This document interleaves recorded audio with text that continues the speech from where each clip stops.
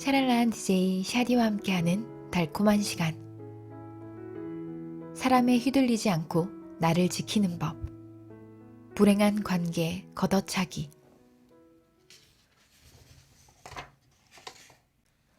첫 번째 원칙.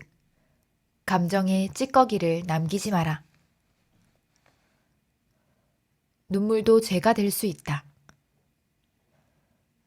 나를 찾아온 부부는 그런대로 잘 산다고 여겼었는데 결혼 6년 차에 접어든 지금은 엄청나게 싸운다고 했다.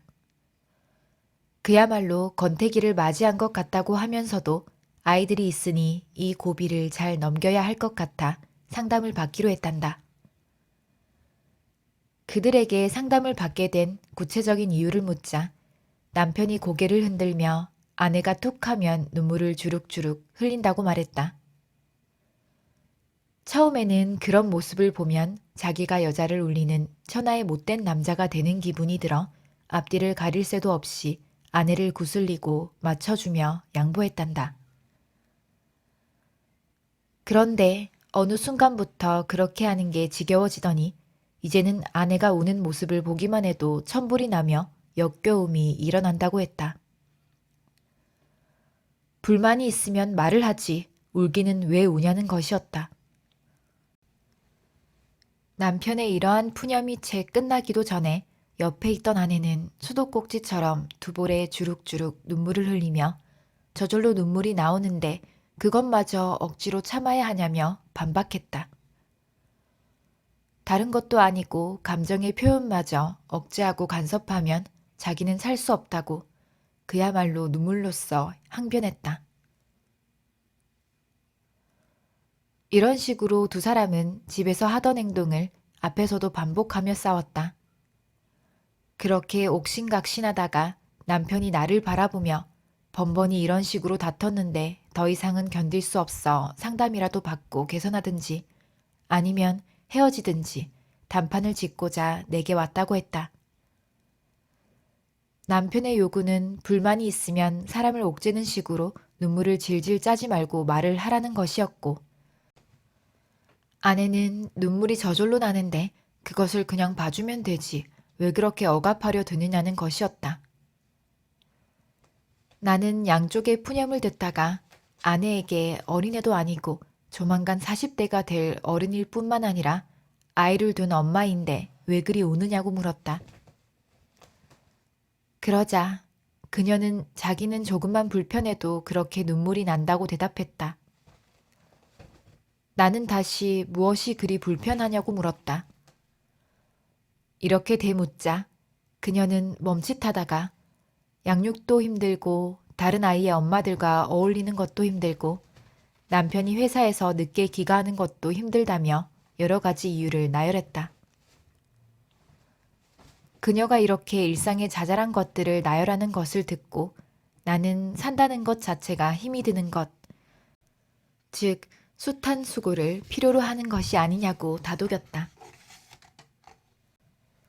또 약한 사람일수록 그런 노고에 대해 힘겨워하는 법이라며 좀 더 야무러지지 않으면 안 되겠다고 했다.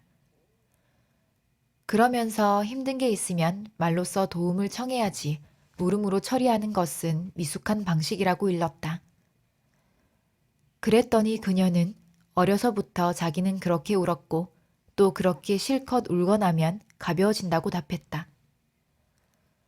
나는 또다시 함께 사는 배우자가 우는 것을 그토록 싫어하면 울지 않도록 노력하는 모습을 보여줘야 그도 좋아하지 않겠냐고 말했다. 그러자 그녀는 참아지는 게 아니라며 남편이 자기를 그러려니 하고 봐주면 되지 않겠냐고 도리어 반문했다. 논리적으로 틀린 말은 아니었다. 하지만 나는 고개를 가로저으며 제3자인 내가 보기에도 별것 아닌 일에 그렇게 우는 모습이 보기 추하다고 말했다.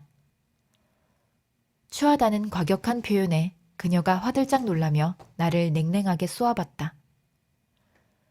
적어도 상담자라면 그런 거친 표현을 하지 않고 온유한 태도로 자기 편을 들어줄 줄 알았던 모양이었다. 순간적이었지만 기싸움이 펼쳐졌다. 나는 그녀의 남편이 아내의 모습에 염증을 느끼고 있었기에 그녀가 어떻게든 변하지 않으면 안 된다고 여겼다. 자기가 야멸차게 노려보는데도 내가 굴하지 않고 아무렇지도 않은 표정을 짓자 그녀는 밀리는 기분을 느꼈던 것 같다. 잠깐의 침묵이 흐른 뒤 그 부인은 포기하듯 먼저 입을 열었다. 내 모습이 추하게 보인다고 말씀하셨어요? 네, 그랬어요. 이런 피드백을 처음 들으셨나요? 그녀가 입을 다물고 아무런 대꾸를 하지 않자 옆자리에 있던 남편은 약간 놀란 표정으로 자기 부인과 나를 번갈아 쳐다봤다. 아내가 그렇게 울어야 속이 풀린다니까 그냥 봐주면 되지 뭘 그리 싫어하느냐고 내게 한마디 드리리라 예상했었는지 그는 어리둥절해하면서도 눈을 반짝였다. 그로써도 전혀 예상하지 못했던 상황이 전개된다고 여기는 것 같았다. 이윽고 나는 그녀에게 울만한 일이 아닌데도 울면 다른 사람에게 이상하다고 여겨지는 정도를 넘어 얕잡혀 보이는 단서가 된다고 친절하게 설명해줬다. 또 불만이나 요구사항이 있으면 차분하게 표현해야 구김없이 밝게 자란 사람 같다는 인상을 줄 수 있는데 그렇지 않고 우는 것으로 대신하면 못나 보일 뿐만 아니라 어려서부터 제대로 대접받지 못하고 자랐다는 인상을 준다고 말하며 그런 것이 좋으냐고 물었다. 그러자 그녀는 자기도 그런 것을 알지만 잘 안 되는데 어떻게 하냐고 여전히 버티듯 대꾸했다. 하지만 추하다는 지적으로 이미 한 방 먹은 셈이었기 때문에 목소리가 현격히 잦아들었다. 이야기를 좀 더 나눠보니 그녀는 어려서부터 누가 제대로 봐주지 않아 늘 혼자 울며 삭히는 버릇을 키워온 것으로 보였다. 그것이 습관이 되어 이제는 제2의 천성처럼 굳어져 버린 듯했다. 그녀는 우는 모습이 얼마나 부정적인 영향을 미치는지 모르고 있었고 그런 모습을 봐주지 못하는 남편을 오히려 이상하다고 여겼다. 그래서 남편에게 왜 자신의 자연스러운 감정 표현마저 저지하려 드느냐고 따졌던 것이었다. 부인에게 알아들을 만큼 설명했다고 여긴 나는 부부가 함께 온 마당이니 균형을 맞추기 위해 남편에게도 쓴소리를 해야겠다고 생각했다. 나는 남편에게 애초부터 아내의 그런 습성을 바로 잡아줬으면 아내가 진작 고쳤을 것 아니겠냐고 일침을 놓았다. 그동안 맞춰주는 식으로 행동을 강화해주다가 왜 갑자기 화를 내냐고 쓴소리를 했다. 다시 말해 아내의 그러한 악습에 일조할 때는 언제고 이제 와서 첨부를 내냐며 그 이유가 뭐냐고 다그친 것이었다. 그러자 얼른 말귀를 알아들은 남편은 고개를 끄덕였다. 나는 남편에게 나쁜 습관을 유지하게끔 일조했으니 아내가 그것을 극복할 때까지 견디라고 당부했다. 그러자 그는 예, 알겠습니다. 하고 유머러스하게 거수 경례를 하는 게 아닌가. 그러는 사이 아내는 웃음을 터뜨렸고 나도 그의 익살스러운 모습에 소리내어 웃었다. 남편은 내가 자기에게 아내의 악습을 받아주라고만 하는 게 아니라 아내를 혼내면서 그런 악습을 고칠 때까지는 받아주라고 일러주는 것이 퍽 흡족했던 모양이었다. 아무리 감정에는 죄가 없다 하더라도 아이도 아닌 어른이 자신의 상태를 울음으로 표현해서야 되겠는가? 나아가 불쌍한 모습으로 상대방을 조정하려는 것은 역겨움을 유발하기 쉽다. 문제는 울음이 다른 사람에게 얼마나 무력감을 유발시키거나 지겨움을 느끼게 하는지를 모르는 사람들이 많다는 것이다. 울음의 패단을 모르니까 자신의 안 좋은 습성을 그대로 유지하려는 게 아닐까 싶다. 그 부인의 말대로 자기가 울고 싶어서 운다거나 상대방을 조종하기 위해 고의로 울지는 않을 것이다. 그러나 그렇더라도 말로써 불만을 표현해야지 눈물로 이를 대신하는 것은 반드시 고쳐야 할 문제다. 남들 보기에 약하고 초라해 보이는 것을 넘어 궁상스럽기까지 하기 때문이다. 사람은 누구를 막론하고 나름의 아픔을 갖고 있다. 어떤 사람은 어렸을 때 부모를 잃기도 하고, 어떤 이는 집이 가난해서 방치되듯 자라기도 하고, 어떤 이는 한 살 터울로 동생이 태어나는 바람에 어린데도 불구하고 부모의 관심에서 밀려나기도 한다. 이렇게 여의치 않은 환경에서 서러움을 내재화하여 툭하면 우는 경향을 보이는 사람들이 있는데, 서러움을 앞세워 득을 보려 한다면 어리석다. 공주처럼 유복하게 자랐다고 광고낼 일도 없지만 무수리처럼 자랐다고 떠벌릴 필요도 없다는 것이다. 설사 힘들게 살았더라도 과거는 과거에서 종지부를 찍고 가급적 현재를 살도록 노력해야 한다. 과거는 이미 지나가서 없고 미래는 아직 오지 않아서 없다고 하지 않던가. 우리는 지금 여기라는 현재에 있기 때문에 현재를 살아야 건강하다. 그러니까 과거의 아픔이나 습성이 올라온다고 해서 그냥 이에 내맡길 것이 아니라 애써 현재에 충실하도록 노력해야 한다. 만약 그러한 노력을 기울이는 게 어렵다면 차라리 상담자를 만나 집중적으로 상처를 녹이고 과거에서 벗어나는 것이 좋다. 가까운 사람들과는 늘 마주쳐야 하고 애정을 나누는 관계이기 때문에 각별히 자기 관리를 해야 한다는 것이다. 우는 건 못지않게 말없이 고집을 피우는 것으로 불만을 표현하는 사람들도 꽤 있다. 이런 사람 역시 주위에서 그의 말을 얼마나 귀담아 들어주지 않았으면 그토록 막무가내로 말을 하지 않고 고집으로 맞서는가 해서 딱하게 보인다. 마냥 과거의 습성을 고수할 게 아니라 합리적인 교류가 이루어지도록 노력해야 한다. 노력이라는 건 상대방에게 신뢰를 갖고 자신을 표현해 보는 것이다. 상대방이 자신의 이야기를 들어주지 않을 것이라고 미리 판단하고 울어버리거나 강경하게 고집을 피우는 것도 어느 면에서는 죄를 짓는 것이다. 미리 상대방을 부정적으로 단정짓는 것이기 때문이다. 시원하게 말하지 못하는 태도. 내게 상담을 받으러 온 한 젊은 여성은 툭하면 쓰러질 것 같은 증상을 보였다. 직장 생활을 하는 그녀로서는 난감한 일이었다. 전에는 직장에서만 그러한 증상을 보였는데 어느덧 확대되어 이제는 곳곳에서 이 같은 양상이 나타나기 시작했다. 특히 전철에서 그러한 증상이 자주 나타나 이제는 외출하기가 두려울 정도라고 했다. 이러한 공황장애가 어떠한 연유로 발생했는지 살펴보니 계기는 남자친구의 배신이었다. 그녀는 처음으로 남자를 사귀면서 그에게 온통 정을 쏟았다. 그러나 그 남자에게는 전에 사귀던 여자가 있었고 그 여자가 떠났다가 다시 돌아오자 그 남자는 새로 사귀었던 이 여성에게 소홀했다. 그렇게 남자가 두 여자 사이를 오락가락하자 자존심이 상했던 이 여성은 그 남자에게 이별을 선언했지만 그를 잊지 못했다. 그러면서 그 남자에 대한 야속함과 그리움으로 힘겨워하던 중 그녀에게 공황장애 증상이 나타난 것이었다. 야속함과 그리움에 대한 감정을 적절히 해소하거나 정리하지 못해 그러한 증상이 터져 나왔다고 여기고 나는 그녀의 쓰라림에 공감해주면서 그 남자에 대한 분한 마음을 표출하도록 했다.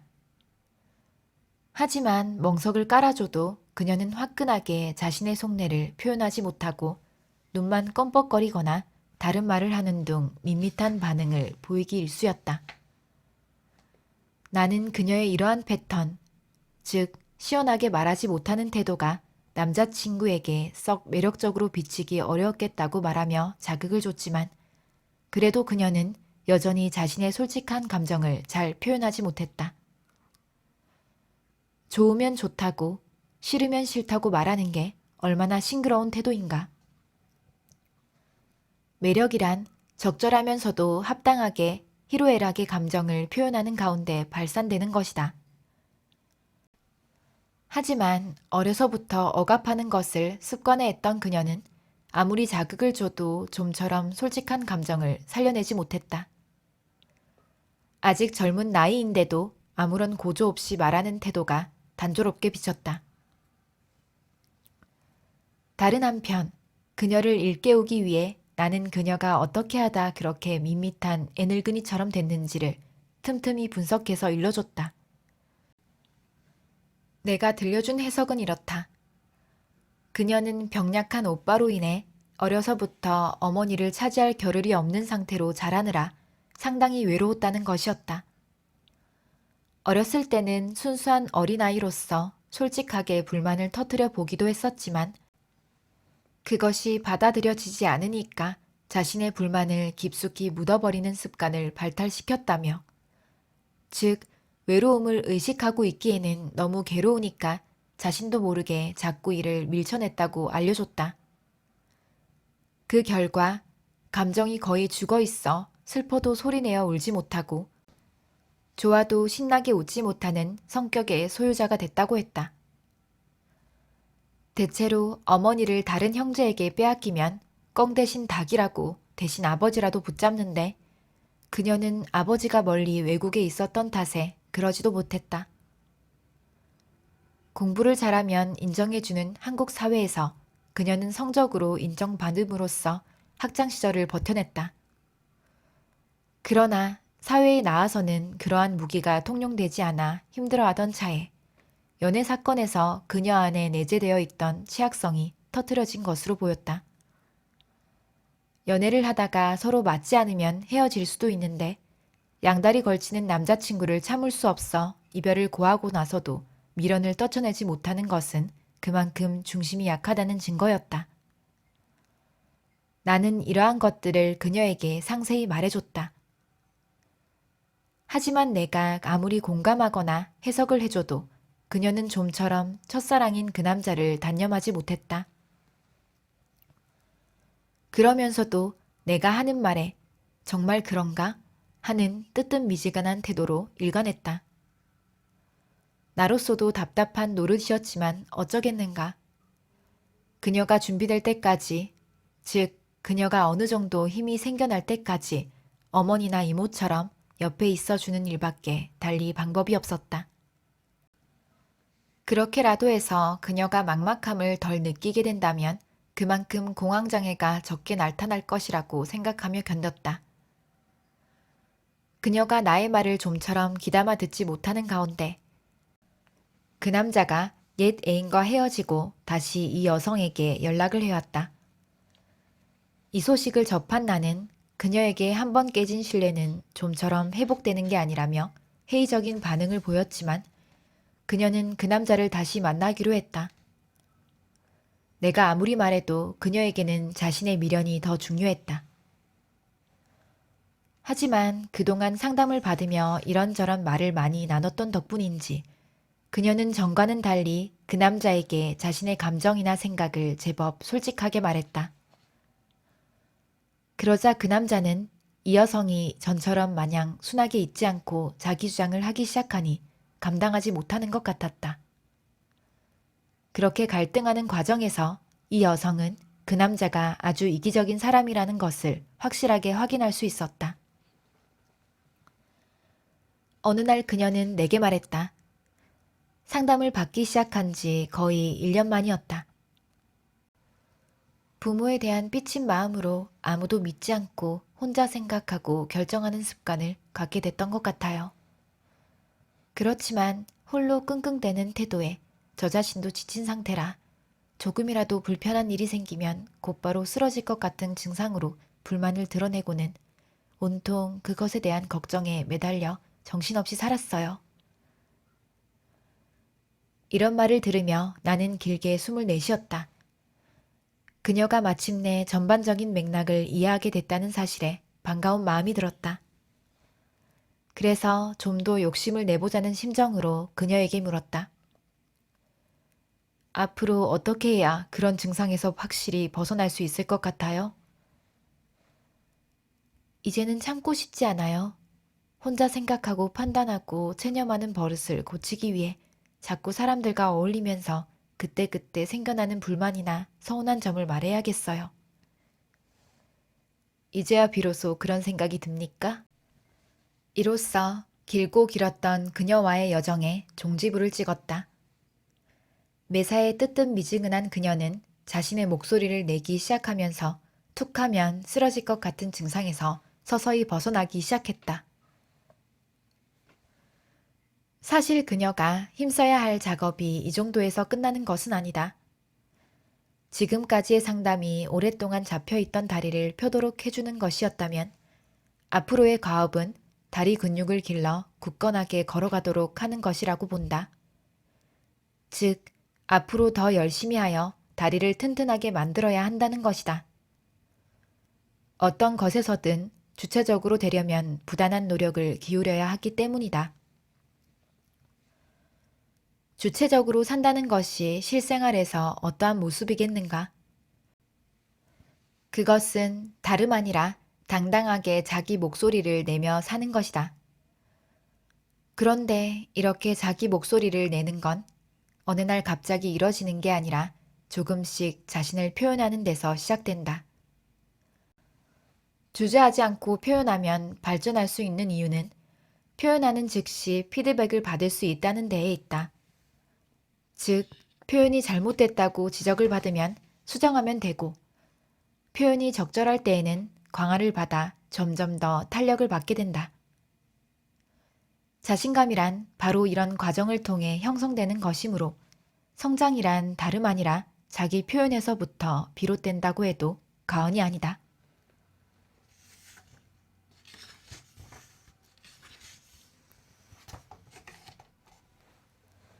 행복한 관계를 위한 솔루션. 잘 산다는 것은 과연 무엇일까? 다양하게 표현할 수 있지만 쉽게 말해서 행복하게 사는 것이라 말할 수 있다. 행복을 느끼게 하는 요인들은 아주 많지만 가까운 사람들과 잘 지내는 것보다 중요한 요인은 없다.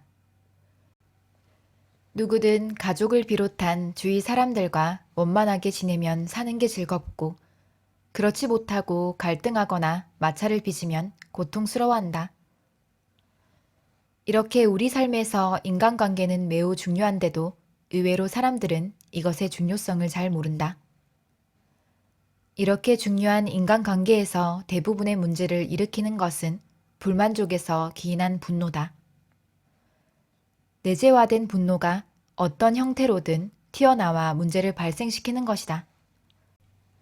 따라서 상담자는 이러한 분노를 풀어내기 위해 사람들에게 자신의 감정이나 생각을 자유롭게 표현하라고 격려한다.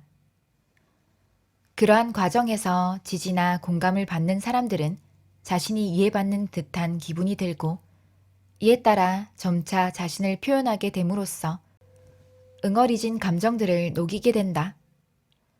나아가 상담자가 그들의 이야기를 듣고 추론을 통해 분석을 해주면 이들은 자신에 대한 이해를 수립하게 되고 통찰이 가능해진다. 이렇게 상담자에게 무엇이든 안심하고 말해보는 과정을 거치면서 점차 그것을 주변 사람들에게 확대해서 시도할 경우 그는 비로소 주어진 환경에 능동적으로 대처할 수 있게 된다. 따라서 적극적으로 자기 표현을 하는 것은 관계에서 문제를 일으키는 분노를 녹여낼 뿐만 아니라 삶의 주체가 되어가도록 하는 지름길이라고 할 수 있다. 또한 이렇게 그때그때 자기를 표현하게 되면 감정의 찌꺼기가 남지 않아 왜곡된 해석을 적게 할 수 있고 삶에서 굴절을 덜 경험할 수 있다. 게다가 자신의 감정이나 생각에 대한 타당성을 즉시 확인함으로써 자신감을 얻을 수 있으며 사람과 통하는 게 즐겁다는 것을 알게 되어 점차 사람을 가까이 하게 된다는 이점까지 있다. 이토록 자기 표현이라는 것은 관계를 돈독하게 하는 밑거름이 되고, 이러한 돈독한 관계는 삶을 풍요롭게 하는 것이므로 자기 표현과 행복은 불가분의 관계에 있다고 할 수 있다.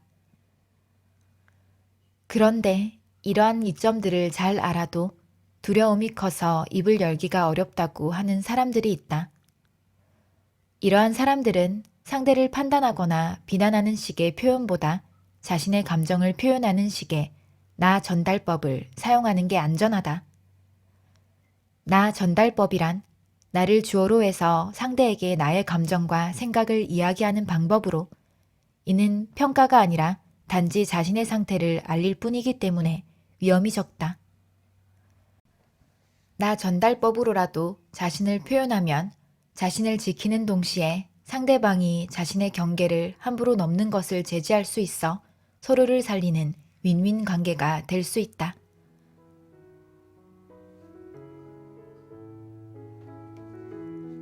네, 여기까지입니다. 많은 좋아요와 구독 부탁드립니다.